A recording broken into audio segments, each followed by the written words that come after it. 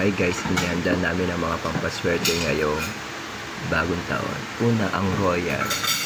Ang royal ay nagsisimbolo ng family member kung saan siya ay magiging mas matatag.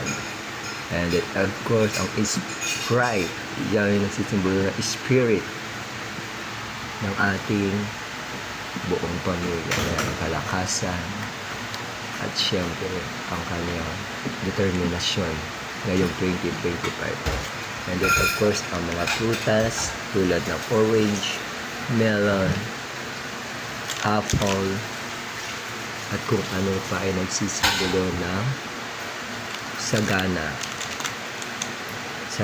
anis ngayong 2025. Ang laurel at ang dahon ay nagsisimbolo ng kapayapaan. Ang pinya ay isang nagsisimbolo ng katahimikan at ang mga mata ngayong 2025. Of course, meron din tayong asin, meron tayong asukal, at meron din tayong bigas na merong mga pera. Ayan, kung saan tayo ay magkakaroon ng maraming biyaya. Ayan.